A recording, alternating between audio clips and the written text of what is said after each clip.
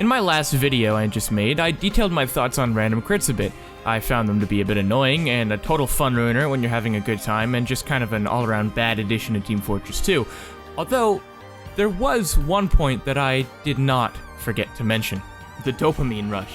Whenever you get a random crit, you explode with dopamine and you feel like the coolest man who's ever lived, when really, if you think about it, you're probably just pissing some other guy off.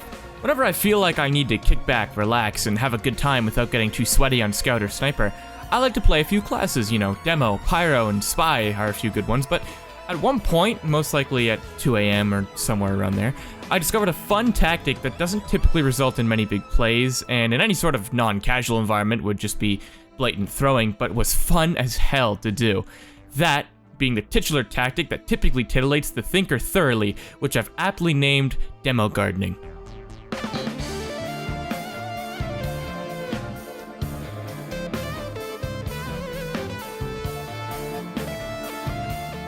The concept is pretty similar to market gardening, that being jumping into the air and using forward momentum to land on, or in this case, near, an enemy and deal a lethal blow with a crit. Of course, with the demo, there is no guaranteed crit weapon, so I found that the weapon that seemingly always gets crits when you need it to is a Scottish handshake, even more than the bottle. The handshake almost never fails me and keeps me creating some big plays. So what you're saying is this is a strategy that wholly relies on random crits, is incredibly risky due to the amount of self-damage you take when sticky jumping, with no gunboat equivalent for demo, and relies you being in there, which usually results in your instant death after a single kill? Yep, that's exactly it. If it goes well, you get a huge rush and you're usually able to secure 1 or 2 cheeky frags. When it doesn't, well, you just die, but if you can't handle dying once or twice or thrice or... okay, well, you do die a lot, but if you can't handle dying 2 to 4 times for every 1 kill, then such a competitive, I guess. The loadout is pretty consistently simple, at least for me. You can experiment with it, but I find the bootlegger a must, since ideally you won't be using a grenade launcher much or at all. I mean, really, you could, but then you'd just be playing an extra mobile demo, and that's not really in the spirit of the strategy, is it? You can use Sticky Jumper, it negates self-damage, and if you're fast enough, can usually let you get out without dying, and that's totally fine, but I prefer using the Sticky Bomb Launcher because I can either launch enemies into my melee range, or do enough damage to ensure they'll die even if I don't get a crit, which can be hard. That might be cheating, but I'm making the rules, so whatever. Of course, as mentioned previously, I personally use the Scottish Handshake because I found that it seems to get a lot more crits than any other weapon I've tried, although you can use the Caber, which will do a lot better if you don't get crits with the Handshake, but any situation you would get a crit with the Scottish Handshake, it'd be mostly worse since the Caber's nerf. Also, I don't have a Caber, so... it seems that more often than not, things don't really go your way with the strategy. It always feels like, oh, med down, med down! Yep, it can be good for that. I mean, come on, did you see that? I missed the first swing and then dropped their med, stopping a potentially dangerous push? Am I or am I not carrying this team? Okay, sure, the med drops Uber on me while I'm laugh taunting and I get ripped to shreds right after, but I mean, their med dropped! No, but really, I baited that med into thinking I was playing demo normally and probably could have dropped that med and a few others if I had just used my Sticky Bomb Launcher and spammed with that Uber, and we would have got more done. But that wouldn't have been nearly as fun or exhilarating as jumping into a group of enemies, including a soldier med demo full combo and dropping their med in one shot. I mean, that's completely ridiculous. That medic must have been terrified and baffled when a demo flew in at Mach 8 and dropped him. Which coincidentally leads me into my next point.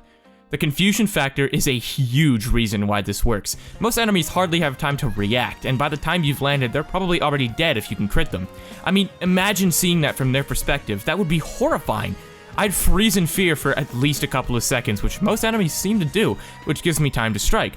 Unfortunately, you can't confuse everything or everyone. Sentries, for example. Sentries, and especially mini-sentries, are fun enders for this strategy. Big reason why this works a lot better on Koth. Usually there's less engineers and more snipers. Oh, have I not mentioned snipers yet? Now, I'm sure it goes without saying, but snipers are fantastic fodder for you. They're sedentary and slow to react if they don't see you while scoped, so even if you don't get a crit, chances are you'll end up killing them anyways because you've usually already hit them once by the time they unscope and realize you're there, and you can typically land the other hit without too many problems, especially with the bootlegger on.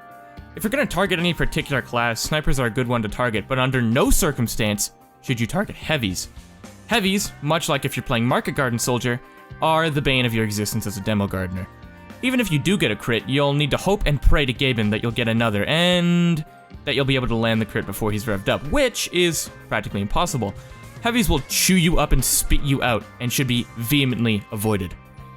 Now, in conclusion, please do not go into any competitive lobbies or pugs and do this, but if you're bored as hell on a cool autumn night and need 30 cc's of fun injected stat, then demo gardening can be a good way to achieve that, as cheesy as it is and as often as you die. For me at least, it's a fun time if the crits are on your side that day, and if not, can still be fun with the Ulapul Caber.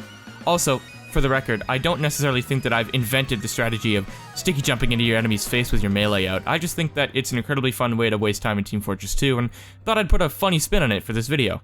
Also, this isn't a demo gardening clip, which is why I couldn't work it into the main video, but damn, telecamping is one of the funnest things you can do in Team Fortress 2. Now, I lucked into this teleporter while I was being a creep behind our line, set some stickies down to destroy it, but decided to wait until someone inevitably went through it. And who else to go through it but this damn spy. This damn spy. This whole Gorge game, Alex Ninja Paws tormented me by getting filthy stabs on me, or really just stabbing me at terrible times. This guy was my second arch nemesis of the Gorge game, and what a way to get back at him. If you're seeing this, Alex Ninja Paws, I'll remember you. Anyway, that'll do it for this video. If you enjoyed, you've probably heard 1,000 times what you can do. I'd appreciate a sub and a like, and you can comment if you want. I read all my comments. But either way, have a good rest of your day. But seriously, Alex Ninja Paws, come on, how do you get these stabs?